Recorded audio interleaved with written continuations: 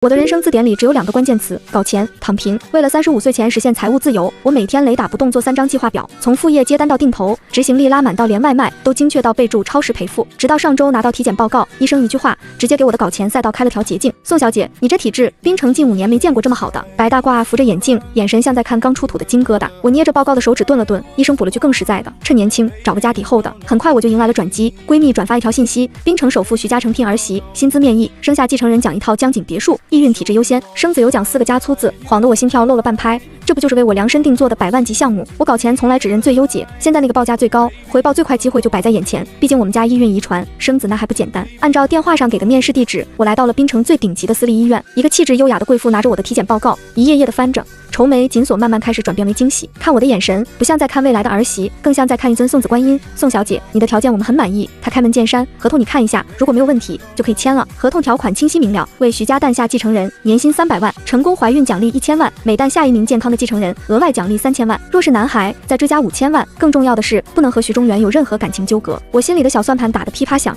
生一个保底4300万，如果是个男孩，那就是9300万。这哪里是结婚，这分明是上市敲钟。我没问题，我签下大名，干脆利喽。周丽瑶满意的笑了，很好，我儿子中远，他有点小脾气，你要多担待他。我心想，只要钱到位，别说小脾气，就是每天对我打一套军体拳，我都当他在给我做抓痒。当天下午，我就被一辆劳斯莱斯接进了徐家大宅，那宅子大的不像话。我的手机计步器大概以为我今天跑了个半马。徐夫人领我到2楼的主卧，推开门，我看到了一幅让我毕生难忘的画面。我的合约甲方，徐家8代单传的独苗徐中远先生，正以一个极其奇怪的姿势被绑在床上，他穿着睡袍，手腕和脚踝被捆在床头和床尾，一双淬了冰的桃花眼死死地瞪着我，英俊的脸上满是薄怒和羞愤。我当时就懵了，这是什么玩法？难道徐家少爷有什么特殊癖好，还是说他根本就不愿意？这是被他的妈妈给绑来的。看够了没有？他开口声音冷得像冰碴子。我回过神来，清了清嗓子，摆出专业的姿态。徐先生，你好，我是宋小琴，从今天起，我们就是合作伙伴了。他冷笑一声，眼神轻蔑地从我脸上扫过。合作伙伴？你管这叫合作？我点点头。当然，您出基因，我出肚子，目标明确，分工合理，这是一场非常纯粹的商业合作。为了钱，你还真是什么都肯做。他的话里带着刺，我微笑着对了回去。我们都是为了各自的 KPI，50步笑100步，没意思。他被我噎了一下，俊脸更黑了。我放下行李，环顾四周，发现房间里除了巨大的双人床，竟然还有一间单独的医疗室，里面摆着各种精密的仪器。一个可怕的念头在我脑海中闪过，我小心翼翼地看向他，试探着问：那个徐先生，你是不是不行？他额角青筋暴起，你再说一遍。我尽量委婉，我的意思是，如果我们需要借助高科技手段，我是没问题的，我非常支持科学。毕竟我脑补了一下，他这么抗拒，长得又这么好看，万一他喜欢的是男人，那我岂不是要当同妻？合同里可没写这个啊。徐中远深吸一口气，像是要被我气死过去。他猛地一怔，手腕上的丝绸领带竟然被他挣脱了一根。他坐起身，一步步向我走来，强大的紧迫感扑面而来，想知道我行不行？他俯身在我耳边，温热的气息喷洒在我颈侧，声音低沉而危险：你今晚就可以试试。那一晚终究还是什么都没发生。我洗完澡出来，发现徐中远已经解开了所有的束缚，姿态慵懒地靠在沙发上。过来，他命令道。我走过去，保持着1米的安全距离。合同我看了，我可以配合你，但我有条件。您说？我洗耳恭听，毕竟是甲方爸爸。第一，不要干涉我的私生活；第二，不要对我产生任何不该有的幻想；第三，他顿了顿，抬眼看我，在外面我们只是陌生人。没问题，我点头如捣蒜。徐总您放心，我职业操守一流，绝不越界，您就把我当成一个行走的孵化器就行。孵化器？他咀嚼着这个词，眼神变得有些古怪。对，我认真的说，一个以完成 KPI 为己任，没有感情的孵化器。他似乎被我这番言论给逗笑了，嘴角勾起一抹若有若无的弧度，虽然转瞬即逝，但还是被我捕捉到了。接下来的日子，我们开始了被迫同居的生活。徐中远是个极其自律且挑剔的人，生活作息精准到分钟。他白天出门上班，晚上很晚才回来。我们除了履行合约的必要时刻，几乎零交流。他话少刻薄，总是一副你欠我800万的死人脸。我也不在意，专心养身体，看财经新闻，规划着拿到钱之后是买几套房还是投几个基金。这届甲方虽然难带，但为了钱，我忍了。直到有一天，我和唐素素的广告公司出了问题，我们辛辛苦苦做了1个月的方案，被槟城最大的商业帝国瀚海集团给毙了。据说瀚海集团新上任的总裁雷厉风行，眼光毒辣，对方案的要求高到了可怕的程度。唐素素急得快哭了。小秦，这可是我们公司成立以来最大的一单，要是黄了，我们下半年都得喝西北风。我看着方案上瀚海集团4个大字，忽然灵机一动，徐家不就是槟城首富吗？徐中远会不会认识瀚海集团的人？晚上，我破天荒的在客厅等徐中远回来，他看到我，挑了挑眉，似乎有些意外。我鼓起勇气，把事情的来龙去脉说了一遍，最后小心翼翼地问徐先生，您能不能帮我牵个线？我想见瀚海集团的总裁一面，亲自跟他谈谈我们的方案。他沉默地听完，面无表情地看着我。就在我以为他要嘲讽我异想天开的时候，他却淡淡地开口了：明天上午9点，你到瀚海大厦楼下等我。我愣住了，啊，不是想见总裁吗？他瞥了我一眼，语气里带着一丝不易察的戏谑。我带你去。我简直欣喜若狂，没想到这个冷面神竟然这么好说话。第二天，我抱着修改了通宵的方案，准时出现在瀚海大厦楼下。9点整，一辆黑色的宾利停在我面前，车窗降下，露出徐中远那张颠倒众生的脸。上车，上车！我乖乖上车，心里还在盘算着，待会儿见到那位神秘总裁该怎么说服他。车子直接驶入地下专属电梯，一路畅通无阻地升到了顶楼的总裁办公室。我跟在徐中远身后，看他熟门熟路地走到巨大的办公桌后坐下，然后就再也没有然后了。他抬头看着一脸茫然的我，薄唇轻启：“你不是要见总裁吗？”我环顾四周，办公室里除了我俩，连个鬼影都没有。总裁人呢？他修长的手指轻轻敲了敲桌面，似笑非笑地看着我。远在天边，近在眼前。轰的一声，我的大脑瞬间一片空白。我睡了几个月的合约甲方，那个被我吐槽难带的顾怀天，竟是我们公司削尖了脑袋想巴结的那个甲方爸爸，瀚海集团的总裁。这个世界原来是个闭环，我感觉自己经历了一场史诗级的社死。方案拿来，他朝我伸出手，他一页一页翻看，眉头时而蹙起，时而舒展。1个小时后，他把方案扔回给我，上面用红笔做了密密麻麻的批注，逻辑不通，数据不实，毫无亮点。他言辞犀利，毫不留情，拿回去重做，给你3天时间。虽然被骂得狗血淋头，但我心里却燃起了希望。他肯让我改，就说明还有机会。接下来的3天，我几乎住在了公司，徐中远也没有回别墅，我们就这样暂时分开了。我按照他的批注，和团队一起通宵达旦地修改方案。期间，我忍不住给唐素素发消息：你说，如果一个男人嘴上说着跟你只是合约关系，却愿意花时间帮你改方案，这意味着什么？唐素素秒回：姐妹，警惕，他是不是想让你免费加班？我一想，有道理。3天后，我拿着全新的方案再次站在徐中远的办公室。这一次，他看了半个小时，终于点了点头，勉强能看。这个项目给你们了。我激动得差点跳起来，脱口而出：谢谢徐总，您真是我的再生父母。他嘴角抽了抽，眼神复杂地看着我。只是这样啊，帮了你这么大的忙，没有点表示。我瞬间警惕起来，想起了唐素素的话，捂住自己的钱包。徐总，我们合同里写得很清楚，感情纠纷属于违约，如果你想谈点别的，可以，那是另外的价钱。徐中远的脸又黑了。项目拿下后，公司一片欢腾，唐素素拉着我去喝酒庆祝。席间遇到了我的大学学长，一个对我穷追不舍了4年的富二代。学长看到我，眼睛都亮了，端着酒杯就凑了过来。我正头疼该怎么应付，手腕忽然一紧，被人拽进了一个坚实的怀抱。徐中远不知何时出现在了酒吧，他面色不善地揽着我的腰，对学长冷冷地吐出2个字：他是我的。全场寂静，学长愣住了，我也愣住了。他不是说在外面我们是陌生人吗？这唱的是哪一出？徐中远不由分说地把我拖出酒吧，塞进车里，车内气压低得吓人。他是谁？他问我。学长，他喜欢你。离他远点。他用命令的口吻说，合约期间我不希望出任何岔子。我心里嘀咕，嘴上却乖乖应道，知道了，徐总。从那以后，我发现徐中远变得有点奇怪，他开始按时回家吃饭了，虽然还是不怎么说话，但餐桌上总会出现我爱吃的辣子鸡。我房间里那个有点暗的台灯，第2天就被换成了一个崭新的护眼灯。甚至有一次，我半夜口渴下楼喝水，看到他在厨房里笨拙地对着手机学煲汤，我心里的警报再次拉响，这无事献殷勤，非奸即盗啊！周丽瑶女士还特意打电话来助攻。小秦啊，中远最近怎么样？他前2天还问我你喜欢什么牌子的香水呢？这孩子总算开窍了，我听得心惊肉跳。完了，这甲方真的想跟我谈感情，可合同里写了不行啊，违约要赔钱的。我决定找个机会跟他摊牌，明确一下我们的边界感。然而还没等我开口，一个人的出现彻底打乱了我的所有计划。那天下午，我正在别墅的院子里晒太阳，一个打扮的花枝招展，浑身散发着浓郁香水味的男人踩着妖娆的步伐走了进来。他看到我，兰花指一翘，用一种尖细的声音说：哎呦，你就是那个宋小琴吧？我是中远最好的朋友 Leo 张，你叫我 Leo 就好了。看着他身上那件粉色的衬衫和画的比我还精致的眼线，我心里咯噔一下。中远呢？人家好久没见他了，想死他了啦。他一边说一边扭着腰，一副迫不及待的样子。就在这时，徐中远从屋里走了出来。Leo 看到他，立刻像织花蝴蝶一样扑了上去，直接挂在了徐中远身上。中远，你这个没良心的，这么久都不联系人家！我眼睁睁地看着徐中远那个连我碰一下都嫌弃的男人，竟然没有推开 Leo， 只是无奈地皱了皱眉。你来干什么？当然是来看你啊 ！Leo 在他脸上吧唧了一口。还有你的这个小妹妹。我的脑子嗡的一声，像是被炸开了一样。之前所有的猜测，所有的脑补，在这一刻似乎都找到了答案。他抗拒我，是因为他根本不喜欢女人，他对我好，可能只是出于愧疚，或者想稳住我这个孵化器。而我即将成为一个彻头彻尾的同妻，这是商业欺诈。我感觉一阵天旋地转，胃里翻江倒海。我冲回书房，把那份合同狠狠拍在桌子上。徐中远，我们解约。我气得浑身发抖。他跟了进来，脸上带着一丝不解。你又发什么疯？我发疯。我冷笑。你跟那个 Leo 张到底是什么关系？你是不是喜欢男人？你找我就是为了给你生的孩子，好掩人耳目，对不对？他的脸色瞬间沉了下来。你胡说什么？我胡说。我指着楼下，他都亲你了，你们那么亲密，你还敢说你们没关系？这时 Leo 也跟了进来，听到我的话，夸张的叫了起来。哎呦喂，小妹妹，你可别误会啊，我跟中远是纯洁的友谊，比真金还纯，我取向很正常的。徐中远的脸色已经黑得能滴出沫来，他对着 Leo 怒吼，你给我滚出去。 Leo 被他吓得一哆嗦，委屈巴巴的跑了。书房里只剩下我们2个人，现在他走了，你可以解释了。我抱着手臂，努力让自己看起来镇定一些。没什么好解释的。徐中远的声音冷硬，你只要记住，完成你的任务，拿钱走人，其他的不该你管。这句话像一盆冰水，从头到脚将我浇了个透心凉。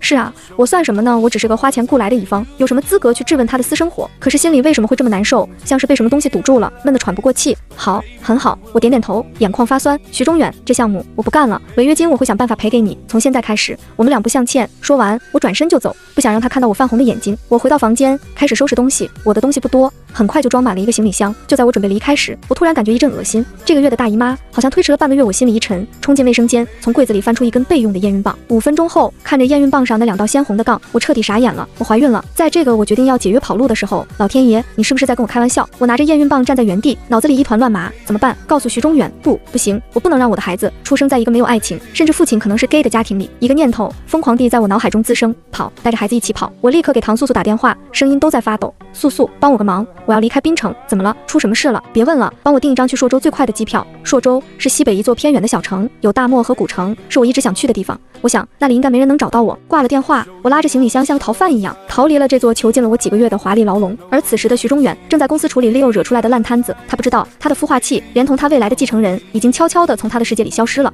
等他晚上回到空无一人的别墅时，才发现事情的严重性。他疯了一样的找我，打电话发信息，动用了所有的人脉和关系，却一无所获。我像人间蒸发了一样。3个月后，朔州，我租下了一个带院子的小房子。孕早期的反应折磨得我死去活来，但看着肚子一天天大起来，我又觉得一切都值得。唐素素偶尔会飞过来看我，给我讲槟城的消息。她说徐中远像疯了一样在找我，瀚海集团的股价都因为他无心工作跌了好几个点。我听着心里五味杂陈。这天我正在院子里给新种下的格桑花浇水，院门被人从外面推开，我回头看到了那个我以为再也不会见到的人，徐中远。他瘦了也黑了，下巴上冒出了青色的胡茬，一身风尘仆仆，眼底布满了红血丝，正死死地盯着我和我的肚子。他一步一步向我走来，每一步都像是踩在我的心上。你怎么找到我的？我声音干涩，只要我想找，就算你跑到天涯海角，我也能找到你。他的声音沙哑的厉害。我们就这样对视着，谁也没有再说话。最终还是他先败下阵来。他走上前，小心翼翼的，像是怕惊扰到我一样，伸出手，轻轻地碰了碰我的肚子。是我的，对吗？我咬着唇，没有回答。宋小琴，他忽然把我拥进怀里，抱得很紧很紧，仿佛要把我揉进他的骨血里，跟我回去。我不回，我挣扎着，我们已经没关系了。谁说没关系？他急了，捧着我的脸，强迫我看着他。Leo，张，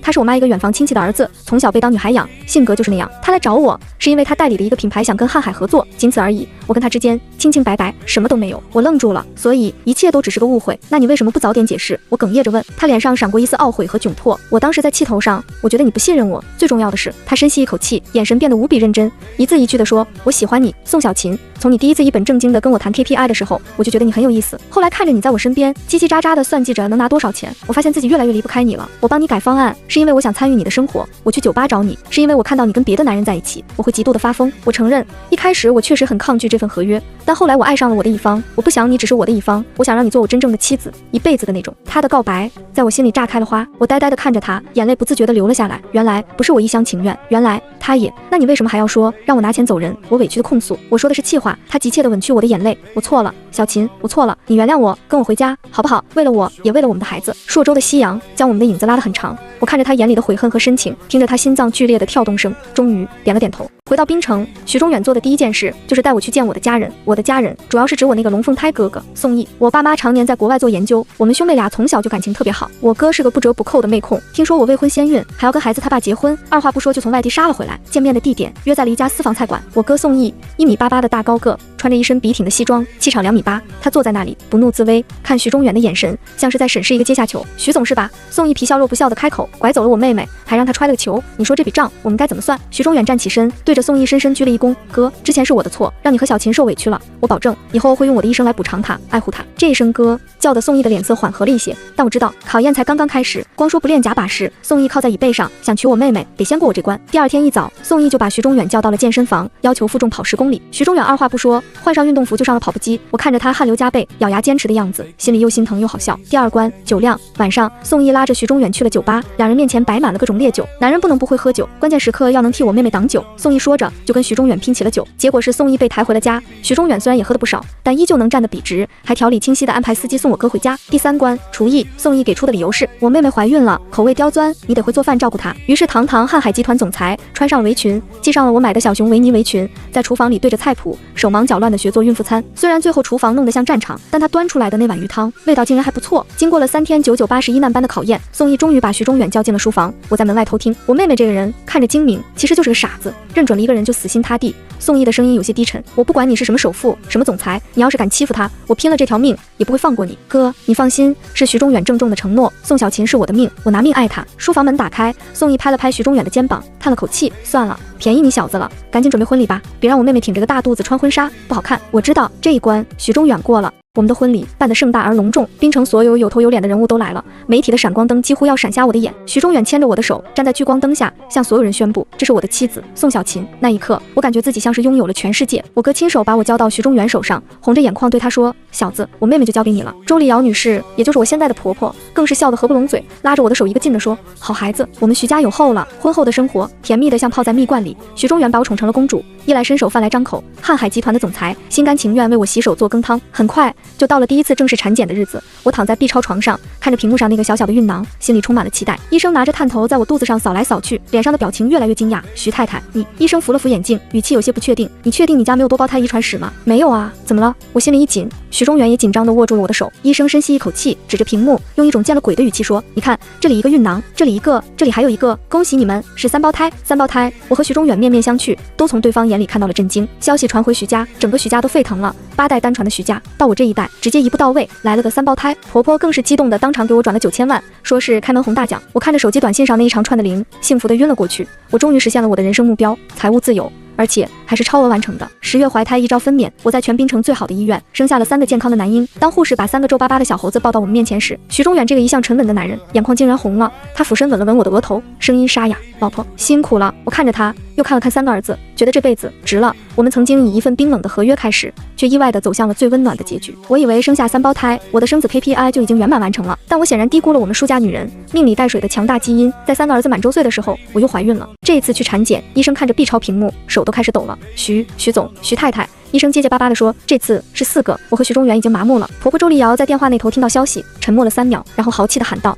再生4个，好，我再奖励1个亿。于是在所有人震惊的目光中，我又生下了一对龙凤胎中的龙凤胎，也就是2儿2女，4个宝宝。至此，我们家已经有了7个孩子。曾经冷清的徐家别墅，现在彻底变成了战场。每天早上，7个葫芦娃一起哭嚎，那声音能把房顶掀翻。吃饭的时候，7张小嘴嗷嗷待哺，像一群等待投喂的雏鸟。徐中远，堂堂瀚海集团总裁，每天下班回家的第一件事就是换上家居服，一手抱一个，肩上再骑一个，熟练的给娃们冲奶粉、换尿布。我以为这就到头了。然而，在4胞胎刚会走路的时候，我又怀孕了。这一次不用去医院，我自己都有预感了。果不其然，又是3胞胎，清一色的儿子。当我生下第10个孩子的时候，我们家的全家福已经需要用广角镜头才能拍下了。徐家8代单传的香火，到徐中远这一代，直接实现了人口大倍增。家里请了10个育儿嫂，4个保姆，2个厨师，都还忙不过来。婆婆看着满屋子跑来跑去的孙子孙女，脸上露出了既幸福又痛苦的表情。终于，在一个月黑风高的夜晚，婆婆把徐中远叫到了书房。第2天，徐中远找到我，表情十分复杂。老婆，妈让我去做个结扎手术，我正在给老师喂奶。听到这话，差点笑喷。怎么？我调侃他，我们徐大总裁现在不行了。他走过来，从身后抱住我，把下巴搁在我的肩膀上，无奈地叹了口气。再让你生下去，我们家就不是首富了，是首富了。光养这10个吞金兽，就快把家底掏空了。我转过头，看着他英俊的侧脸，故意问：那你后悔吗？当初签那份合约？他吻了吻我的脸颊，眼神温柔的能滴出水来。不后悔，这是我这辈子做过的最划算的一笔投资。是吗？我挑眉，那你这算是为爱买单？他低低地笑了起来，声音磁性而悦耳。为爱买单，心甘情愿，终身有效。